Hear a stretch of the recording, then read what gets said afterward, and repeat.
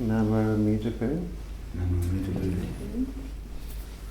We often talk about Namo as meaning to call out to or take refuge in, or sometimes even to give thanks for the Buddha. But the root of the word Namo, what the word originally means before it became part of Nembutsu, is to bow. So what is bowing? I guess bowing is something you do with your body. It seems a bit obvious to say that. But the reason, there's method in my madness.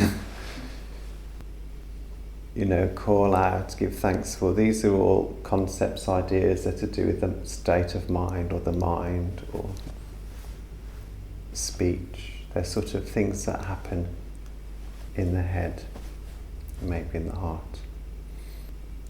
When you bow with your body,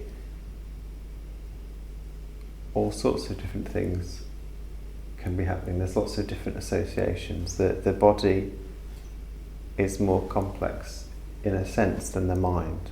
It includes the mind. The body includes the mind. It includes the whole nervous system. It includes the unconscious mind. Sometimes our bodies can be wiser than our minds. The instincts, the intuition.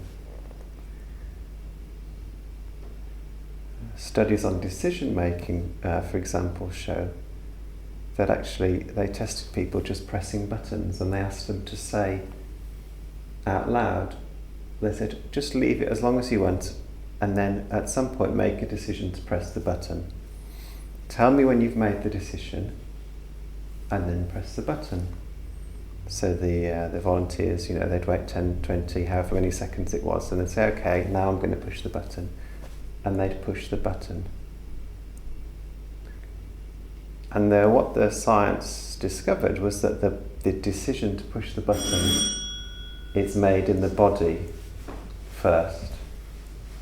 And then the mind tells a story about having made the decision. The impulse to push the button, the wisdom comes from the body, and the mind just creates a narrative around it. So when we do something with our body, we're accessing the whole of our being, or a wider part of our being. If the impulse to bow comes up spontaneously, if it's the wisdom of the body, that includes gratitude, it includes paying homage to, it includes recognizing, esteeming something as greater than ourselves. It includes praising, it includes exalting.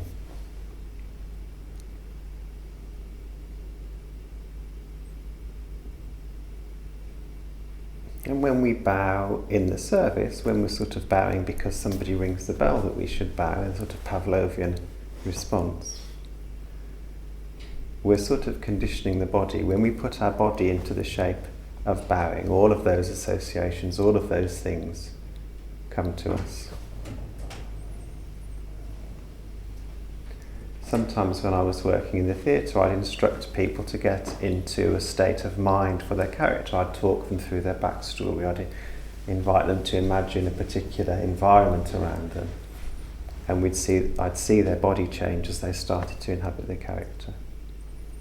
And sometimes we would start by just saying, put your body in this position. The famous Russian director Stanislavski once asked his actors to behave like scorpions, and when they did so, when they put their body into that position, all of the feelings that come up associated with that posture, with that stance, with holding the tension in those places and being relaxed in those places, all of that comes in and starts to evoke the sense of whatever the action is. So when we bow, the idea is that we're working from the outside in. When we bow in the service, we're starting to evoke all of those feelings. So all of the Nembutsu is like this. It's a container for creating the conditions for this feeling sense of being in relationship with something greater. And I guess that's the key, isn't it? You know, when we bow here, we put our hands above our head, we say there's something greater than me.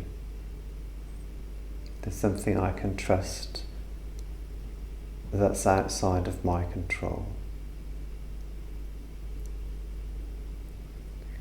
That's also part of bowing. There's a giving up of being in charge. Like the part of the brain that tells the story about being in control, I suppose. That most of our lives are like that. We live under the illusion of control. We tell ourselves that we're in control and we fight to be in control. Whereas the act of bowing physically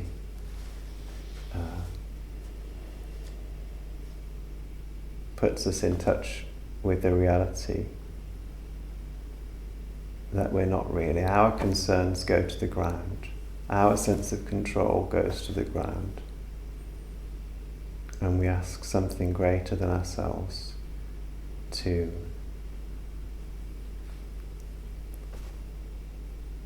well, maybe we don't ask anything of it, but we appreciate that there's something greater than ourselves that's already there, that's already loving us, that we can relax into. We bow because there is something to bow to, and because bowing to ourselves doesn't work. Namo Amida Bu.